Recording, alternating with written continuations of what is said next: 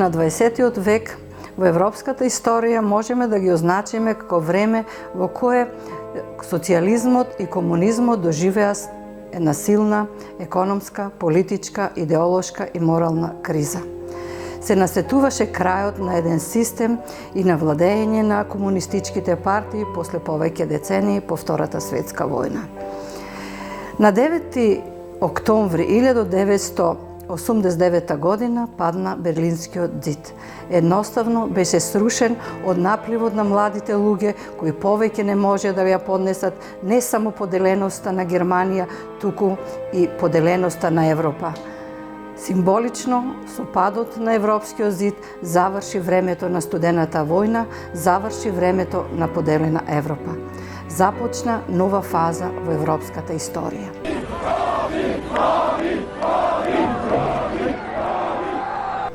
Заедно со падот на овие источноевропски социјалистички еднопартиски режими и држави, заедно со тие промени кои ги опфати европската, со кои беше опфатена европската политичка сцена, истовремено дојде до колапс и до пад на југословенскиот комунизам и социјализам.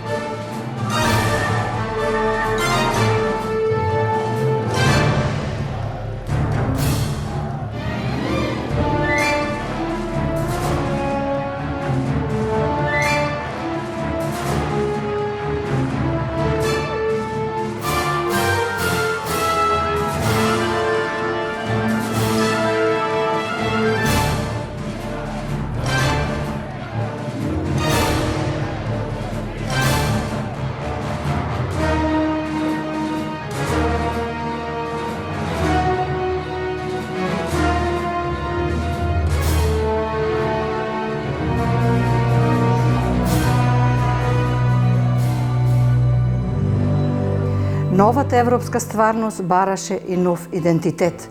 Новиот европски идентитет се поврзуваше со преиспитување на комунистичкото минато на сите овие земји. На дневен ред се постави прашањето за репресијата во комунизмот.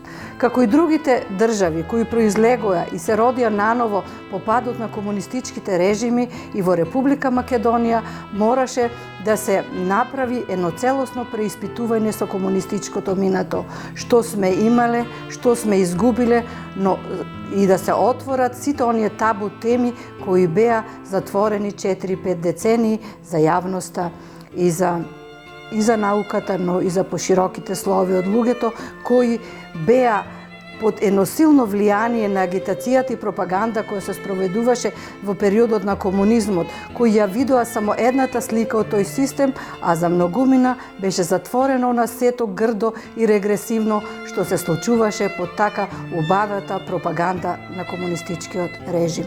Македонското општество се најде на раскрсница. Или да се закорави во собствените историски табу теми, или да тргне напред кон европските текови, кон новиот европски идентитет, во чија основа лежеше расчистувањето со темните дамки и жртвите на комунистичките режими. Многумина се најдоа затечени и не веруваа во сето она кое го откриваа многу од жртвите во комунистичкиот режим. Многумина не знаеа за 35-те Титови логори и апсурдниот режим на прекумерна репресија која се извршувала врз политичките и идеолошки неистомисленици на Комунистичката партија на Југославија. Малкумина беа упатени во тајните на Сремска Митровица, Стара Градишка, Главњача, Лепоглава, Крндија, Рамски Рит, Забела, Голи Оток, Свети Гргур, во режимот на изживување врз политичките затвореници и Титови неистомисленици во авнеска Југославија. Многу од луѓето не веруваат дека навистина во тој Титов рај на социјализмот се случувало нешто такво. Се случувало таква безпримерна репресија каква што била во овие логори и затвори. Јас сум едини можда ефтин Гашев кој не сме кажале, кој не е пристал тоа и кој на суд кажавме да сме ние малтретирани. Јас сакав да се облечам кондори, али не ми дозволи надзирателот и не ми дозволи судијата, за да видат дека има фликови од тепање поставени, со жица. Со жица да па. Златко Билјановски, он ми беше изследовател, рече, врзете го. Ме врзете му гераците. А ја веќе 6 дена сум стоял. Ставите му јамка за бесилка, јамката ставите ја горе за железо. Ја сега, кога не сум спал 6 дена, не сум пиел вода, не сум јадел ништо, кога ми се спие, да задам, јамката ме стега. Значи не можам да спијам. Разбирате? Ова го легнам и го ме стегна. А ја не можам да ги рацете ми се врзани. И така. Само тој е жив. Тие тут кажа, абе то беше ужасно, бе. Абе то тие истражители ти лудаши. Абе тој душата ти отат, а не тебе. Тие затворници, полни, истранци, затвори, повеќето тука останали. Лесно е откачизаш да те осуде, одиш и таму на работилиште и да се сретниш, да овдека сонце нема да те види. И тој удбаш не ти дава ти да мислиш и да кажеш одаш. Тој што ти налага, ти тој ќе окажеш или нема живност. Татко ми го осудија, судењето беше утработивиште, пред нас, пред сите. И вика, после пресудата пушчија го него. На свижење, таму идехме од училница. И ние му носиме дреј да се пресоблече, мама му носи, и кога ојде там на една клупа у ќошо седнува да се пресоблече, кога ги соблече тие неговите дреј, има што да видиш. Од петите до шијата, целиот модер како палтото. Мама му вика, шо е тоа, вика, стреили, вика, толку си модер. А он не можеше убаво да говори, оти многу тепан. Вика, на електричен стол ме става. За да признае нешто. А шо има да признае, освен тоа што му оптужбата и што кажува? Дека, вика, јас сам, вика, за организацијата. Ако треба и да загинам, останувам, вика, за организацијата. За време на комунистичкиот период, нашата фамилија како патриотски ориентирана за Македонија и идеалите за Македонија беше прогонувана, малтретирана, омаловажувана, затоа што ние малце поинако мислевме од тие во тоа време што мислеа. Имено веднаш после Втората светска војна или непосредно по нејзиното завршување, врз идеолошка основа некако се создадоа два табори, два блока. Блокот на народот и блокот на народните непријатели. Под поимот народ беа вгрупирани сите оние кои ја прифаќаа без поговор партијата, нејзината идеологија, нејзините политички економски мерки во трансформацијата на општество, односно во комунистичката транзиција. Од другата страна се наоѓаше таборот на така наречените прогласени народни непријатели, класни непријатели, односно беа таму групирани оние граѓани, оние луѓе кои не се согласуваа со идеологијата на комунистичката партија, значи со оние луѓе кои не беа на така наречената строга партиска линија. Овој арсенал од луѓе беше прогласен за непријатели на партијата, непријатели на државата и сурово репресиран. Тие го измислуваа тоа, кобаји сме за туѓи интереси и туѓи идеали, зошто? За да имат како да те затворат, како да те малтретираат, кобаји да оправда неправдата што ни беше наметната. А никој пат не сме били ние за туѓи интереси и туѓи идеали. Ние не сме сакали ни Бугарија, ни Србија, ни Грција, ни Румунија. Ние си ја сакавме Македонија и македонската држава. И таму во пресудата вели дека одцепување од федералните единици на Југославијата во обвинителниот акт и прајање самостојна македонска држава. Во тој систем на репресија најпрво настрада оние кои бара интегрално решавање на македонското прашање, односно најпрво се изрази во бунтот на војниците на Скопското кале, кои на наредбата да се оди на Стрем, бара да се оди на Солун, бара интегрално решавање на македонското прашање и обединување на македонскиот народ. Плејадата македонски национални дејци застанаа на линијата за поголема самостојност на Македонија. Ваквите ставови на оваа така наречена промакедонска струја беа прогласени за антипартиски, за автономизам и сепаратизам. Низ силната партиска агитација и пропаганда и со нагласената улога на Одделението за заштита на народот, ОЗНА, формирано уште пред конституирањето на АСНОМ, започна хајка против овие личности. Тие беа ставени во арсеналот на непријатели на Титова Југославија и на братството и единството со југословенските народи. Особено за грев се земаше нивната поврзаност со идеите на ВМРО, за самостојна и обединета Македонија. Јас сум роден брат на Наум Којзеклиев, кој во 46 година беше суден во Штип за идеите на ВМРО. Тоа е прва штипска ВМРО-вска група и прв процес во Штип. Во март месец 46 година беше извршена провала, беа лишени руководството од слобода и против нив се почна истражна постапка која што траеше повеќе од 6 месеци. Во таа истражна постапка голгота, мачење, страдања, какви што човек не може да ги замисли. Тие се опишани во книгата Судени за Македонија.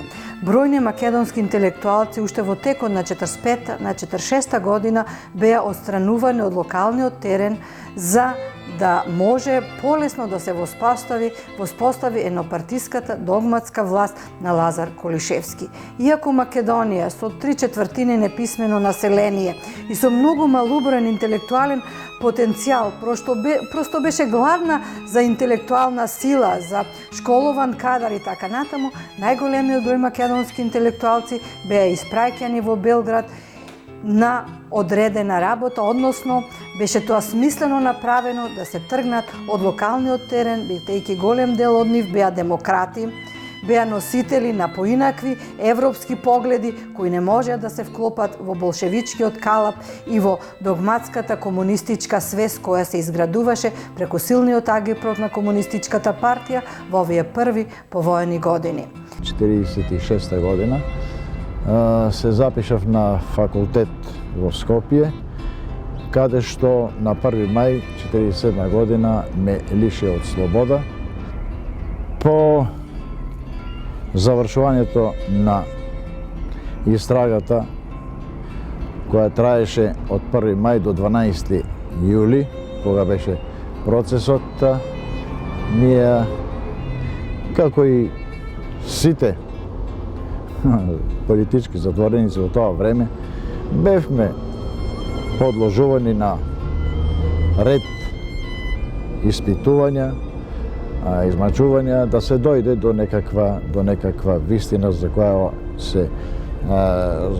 они мислеат дека треба да ја откријат. Обвинението се состоеше во тоа дека сме членови на ВМРО. 49 година негде не префрлија во централниот затвор во Сремска Митровица. Таму исто така правевме патишта, мостови, на аутопатот Белград-Загреб. Значи, целото време бевме тотално, како се каже, експлоатирани, употребувани како работна рака. Па дури и кога се дојдовме по издржувањето на казната, продолжи тоа испитување, тоа следење, тоа мислам до таму негде до 90-те години. Организирањето и действувањето на овие политички тајни организации и групи во Македонија пред се беше израз на длабокото разочарување кај македонскиот народ од не до крај решеното македонско национално прашање, потоа од неостварувањето на територијалното обединување на македонскиот народ, а исто така и неприфаќањето на статусот на македонската држава во рамките на Југославија и силно изразената желба за отцепување од неа. Првите вакви тајни организации и групи во Македонија се појавија во текот на 1945 година и речиси сите ја стакна паролата за самостојна, независна и обединета Македонија. Речиси сите овие организации го носеа признакот на ВМРО, на старата македонска револуционарна организација, а најпознати во овој период кој што меѓу првите се појавија во повеќе градови низ Македонија се Демократски фронт за Македонија или 903, понатаму ВМРО СДРМ, ВМРО Правда, ВМРО Бура, понатаму Македонско национално единство Бунт и така натаму. За прва тајна политичка организација во македонската држава по Втората светска војна се смета Демократскиот фронт на Македонија, Илинден 1903, основана во 1945 година. На чело на новата ВМРО-вска организација стоеле 5 македонци од различни краеви на Македонија. Доктор Илија Чулев, лекар од Кавадарци, доктор Димитар Златарев од Охрид, докторирал правни науки на Универзитетот во Рим, Коста Хримсов Смилец, родом од Старчишта Драма, Егејска Македонија, Стефан Кузманов, економист од Битола, и Коста Динев, економист од Страчиново, Воден, Егејска Македонија. Нагласувајќи ја приврзаноста кон ВМРО Гоцеделчевска, оваа организација се декларира дека ги изразува националните интереси и стремежи на целиот македонски народ од трите дела на Македонија за национално обединување и самостојна државност. Овие заложби биле внесени во меморандумот за независна Македонија, што Демократскиот фронт на Македонија уште во текот на 1945 година го испраќа до Организацијата на Обединетите нации. Меѓу другото, во меморандумот стои: Белград измисли нова формула за запазување на своето владење во Македонија. Под булото на србокомунизмот се смени само формулата, а целата суштина си остана иста. Бавно, но сигурно, целосно и неповратно србизирање на македонскиот народ.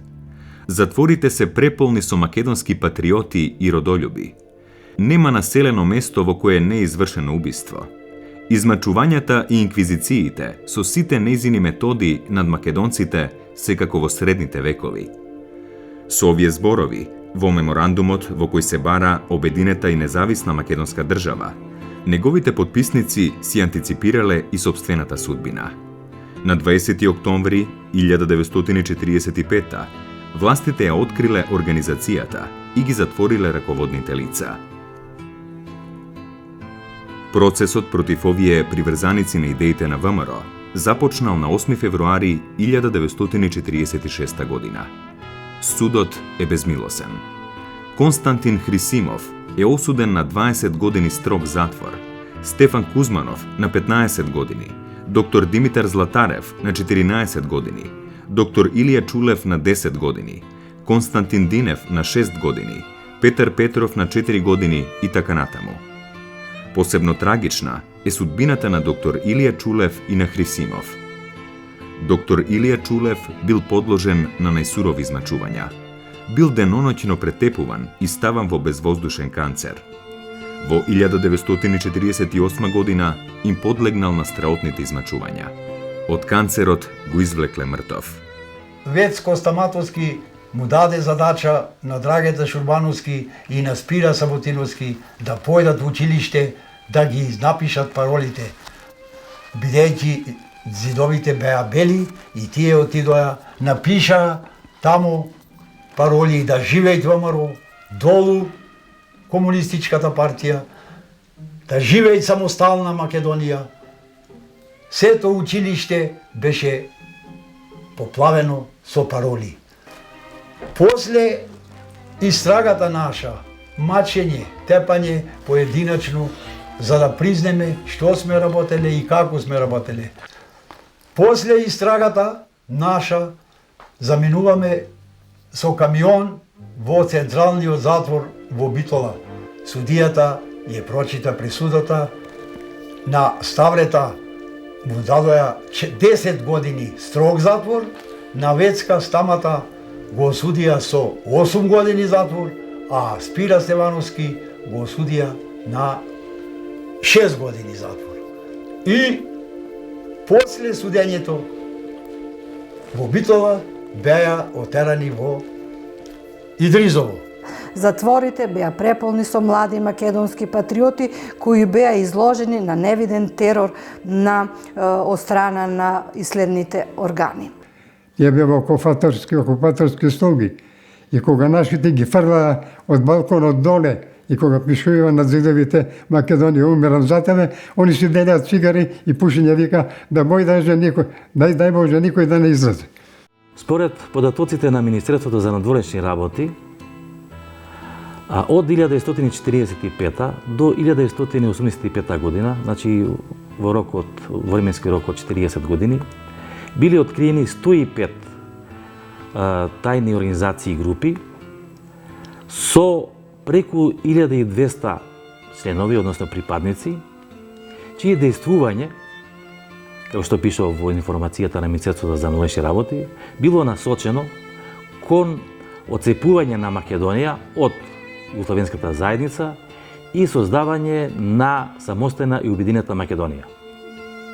Од овие регистрирани членови на тајните организации и групи, 1045 биле уапсени, односно лишени од слобода, од кои 242 биле осудени на смрт со стрелање и на долгогодишни затворски казни од 15 години. Јавниот обвинител, кој беше од Трилеп, бараше за неколку души од нашиот процес, а ние бевме сите 13, смртна пресуда или најстрога казна по законот. Кога дојде редот на мене и Кирил, јавниот обвинител рече: двајцата наставници не се ни за живот, ни за смрт. Не се за живот, бидејќи многу се работеле. Значи против народот и државата. Иако не бевме ништо работеле, а не се за смрт, оти се млади. И кога казните ги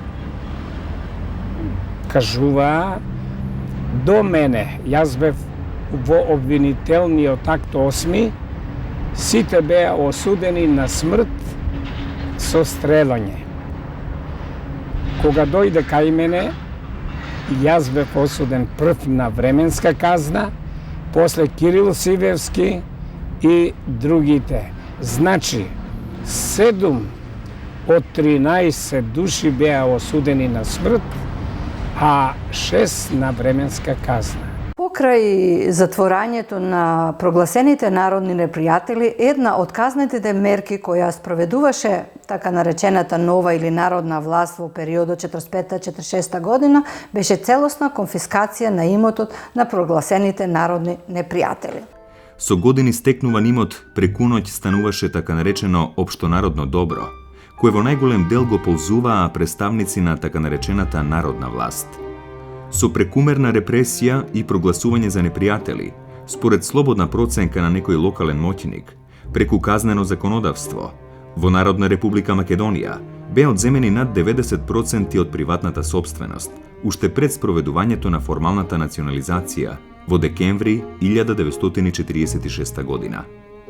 Многумина до вчерашни борци не можеа да ги прифатат таквите мерки на комунистичката власт.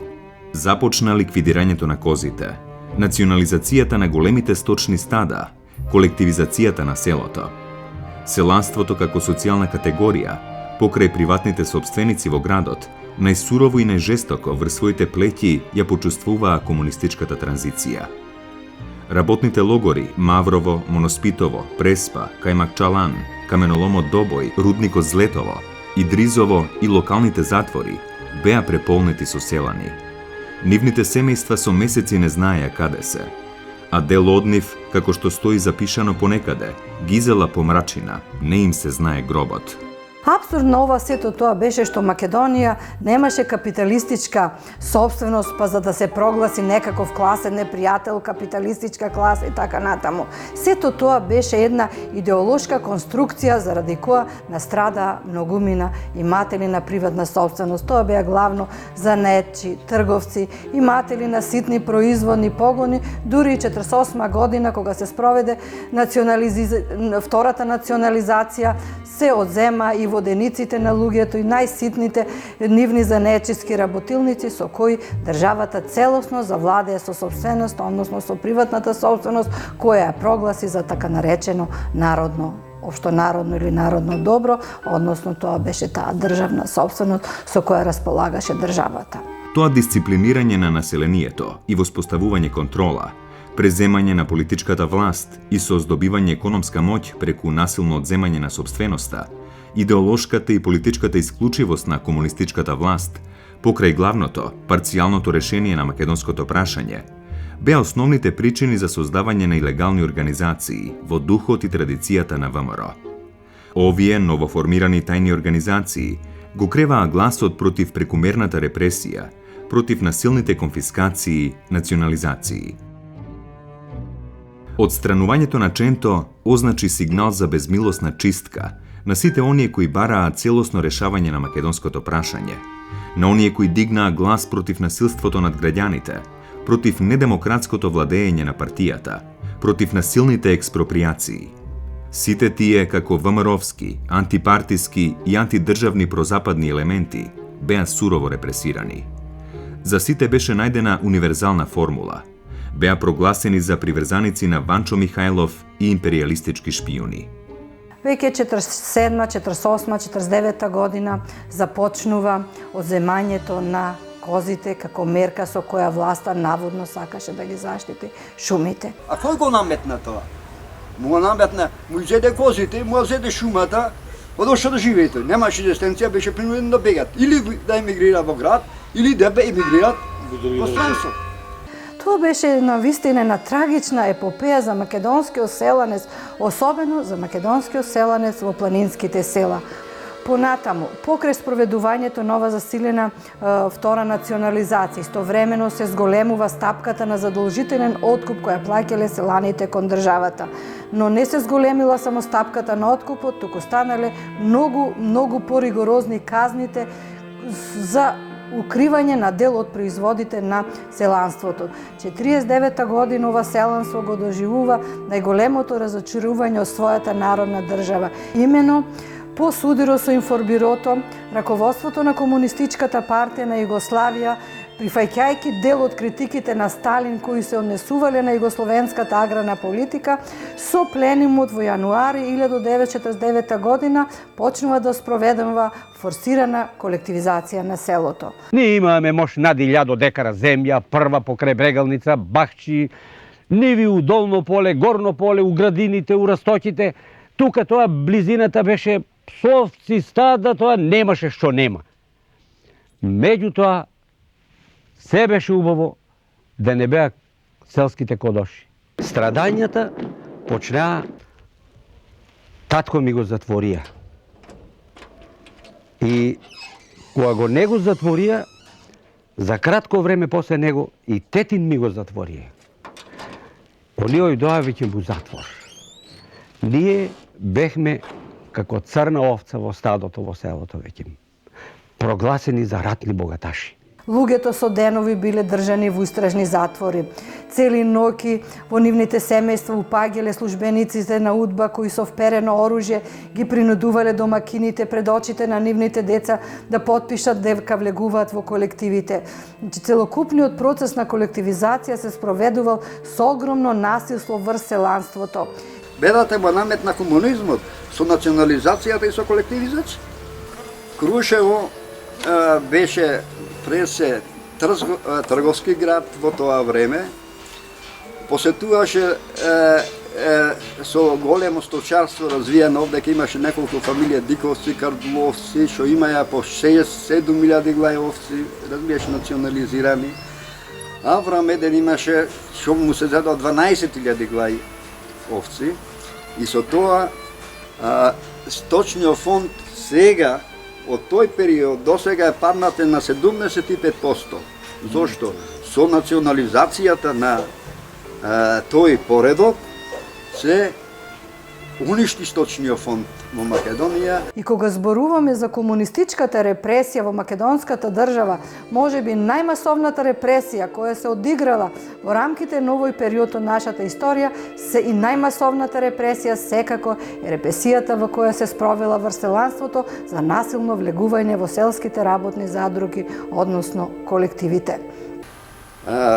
Гледавме ние како патриотски ориентирани луѓе дека неправдата му се подметнуваше саде на Македонија и економски беше исцрпувана Македонија од многу причини. Прво, национализацијата, колективизацијата, прогласувани ратни богаташи за 3 години, трговците стенеќи на злато му беше одземена на македонскиот народ и однесен во Белград, а док кај другите републики, Хрватска и Словенија, немаше национализација, немаше колективизација и денеска затоа се ти економски појаки од нас. Овој период во југословенската историја и во македонската историја беше период препун со табу теми, во кој една од најскриените, најдолгочувани тајни можеби табу теми беше приказната за Голи Оток. Оние пак, со кои не се расчисти во првите повојни години, ги стаса судирот на КПЈ со Информбирото. Уште една спасоносна формула за дисквалификации и ликвидации. Голем дел од македонските борци за обединета Македонија, прогласени за информбировци, беа испратени на општествено превоспитување на Голи Оток, еден од најзлогласните логори во поствоена Европа. Кои беа македонците кои беа одведувани на островот Голи Оток и на Свети Гргор, односно кои беа казнети на општествено корисна работа и општествено превоспитување? Имено се стекнува впечаток дека една група на македонски дејци, основоположници на македонската држава, припадници на групата автономисти и сепаратисти, оние кои не настрадаа 46-47 година по процесот кој се спроведуваше против Методија Андонов Ченто, сега некако државата искористи одредена шанса овие луѓе да ги прогласи како приврзеници на резолуцијата на Информбирото и да бидат репресирани во тие информбировски чистки. Во евиденцијата сочувана во СВР, на списокот се наоѓаат 882 македонци, но нивната бројка сигурно е околу 1000, бидејќи секојдневно се откриваат личности кои по 4-5 години биле на Голи Оток, а ги нема во списокот. На Голи Оток згасна животот на македонскиот трибун и учител Панко Брашнаров. Таму беа одведени Петре Пиру Земајски, Лазар Соколов, Владимир Полежиновски, Генади Лешко, Јонче Фотев, Венко Марковски, Кемал Аголи, Трајко Мишковски, Димче Аджимитревски, писателот Иван Точко и неговата сопруга, Богдан Божиновски. Жртви на теророт за време на Информбирото беа Кирил Ќамилов, Ризо Ризов, Кирил Петрушевски. Последниот гемиџија, Павел Шатев, умира од глад и студ во куќен затвор во Битола. Трагична е судбината и на браќата Кемал и Неџата Голи, двајца албански антифашисти и интелектуалци, по потекло од Дебар. Неџата Голи, член на АСНОМ, втор подпредседател на президиумот на АСНОМ, министер во првата влада на Народна република Македонија, како приврзаник на резолуцијата на Информбирото, бил убиен во април 1949 година на Скопското Кале. Неговиот брат, Кемал Аголи, учесник на првото заседание на АСНОМ и забележлива политичка личност во првите години на градењето на современата македонска држава, бил казнет со казна општествено корисна работа во логорот Голи Оток, каде останал од 1949 до 1962 година. После укинувањето на Информбирото имаме еден период на малку олабавување на тој систем на комунистичка репресија кој се случуваше во државата, иако не целосно, иако досијата, чистките, следењето и така натаму, контролата над умот и свеста над луѓето се вршеше се до распадот на комунизмот, сепак има еден период во кој е намалена таа силна репресија која беше присутна во периодот од 48 до 56 година. Веќе во 58 година, кога ги читаме одредени партиски документи, може да се види дека комунистичката власт се соочува со еден друг проблем. Сега се појавува нова македонска интелигенција. Таа македонска интелигенција веќе го прифаќа социјализмот. Таа не може да се прогласи за класичен непријател од типот на оној кој ги прогласувавме 45 и 46 година. Ке ги прогласиме за Ванчо Михајловисти и работата е чиста. Значи, како арсенал на некакви остатоци идеолошки може да бидат ликвидирани. Но овие луѓе се на наша линија, прифаќаат идеологијата, но поставуваат прашања кои не одговараат на надворешната политика на Југославија. Ова нова македонска интелигенција пред се го поставувала прашањето за правата на македонците во соседните држави, а пред се во соседна Грција. Барала да се воспостави, исто така вика, ние бевме подготвени кога се работеше за Стрем и за Словенечкото приморје, сите да излеземе да демонстрираме, но никој не го поставува прашањето на правата на македонците на Егејска Македонија.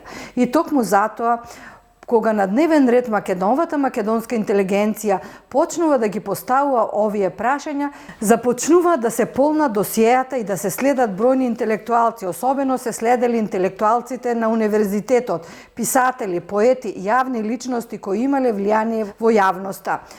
Службите за внатрешни работи педантно ги полнат нивните досиеа, така што во 1965 година, според анализите направени од една комисија на Народното собрание, имаме бројка од 137.000 лични досиеа кои се воделе во Република Македонија.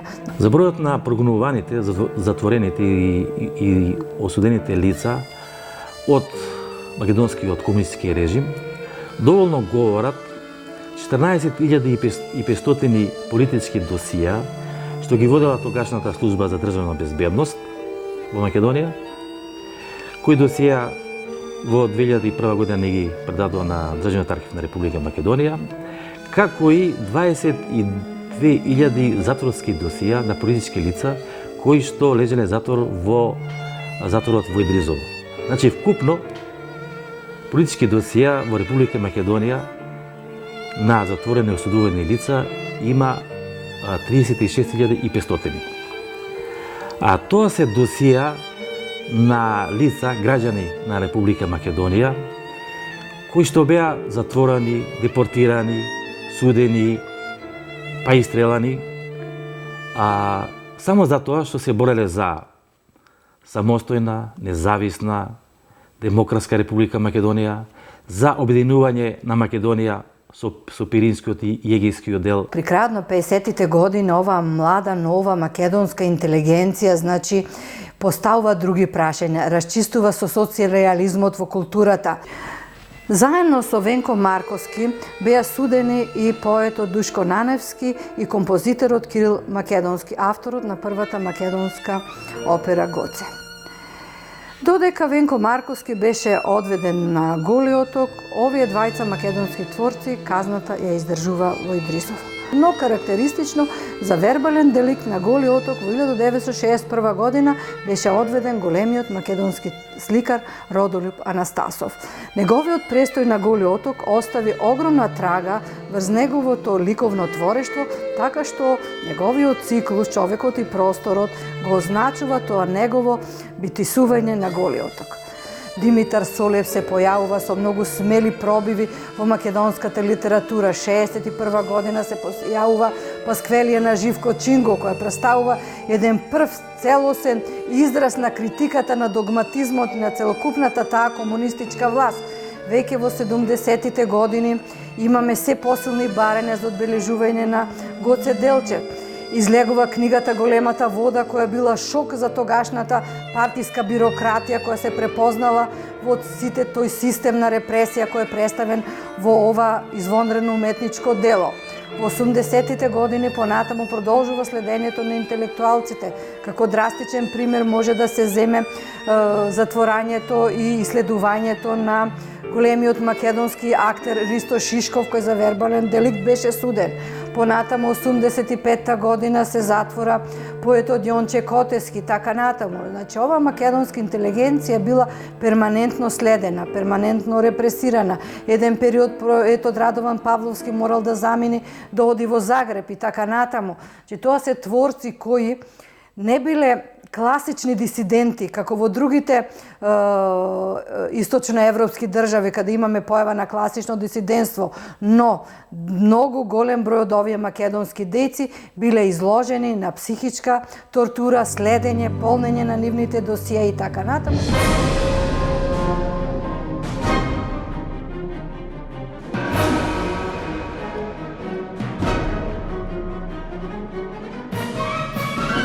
Меѓу овие лица има голем број на припадници, членови на ВМРО, на ВМРО Обединета, па и на Комунистичката партија. Меѓу овие припадници исто така има голем број на интелектуалци, писатели, лекари и ученици, студенти, па и деца на 16 години. Сите овие лица, припадници на овие тајни македонски организации и групи, беа затворени и судени само заради тоа што ги продолжувале револуционерните традиции на ВМРО и патриотските традиции на своето семејство, односно на своите предци. Ова е можеби единствен пример во историјата на човештвото некој да биде осуден од собствената власт за патриотизам, односно за љубов кон собствената татковина. Една целосна иронија на историјата. Кој настрада во оваа комунистичка репресија? Настрадаа токму македонските интелектуалци, македонските дејци, револуционери, луѓето на Македонија кои бесконечно ја сакаа својата татковина, оние кои не можеа да се помира со историската неправда на делбата на Македонија во Букуреш 1913 година. Оние кои не можеа да се помират со недемократските методи на владење на Комунистичката партија. Оние кои не може да го прифатат едномијето. Оние кои има отворен ум за поинакви опции, за поинакви погледи. Луѓето демократи, луѓето патриоти, луѓето кои бесконечно е сакаа Македонија и станаа токму жртва заради своите патриотски чувства кон татковината.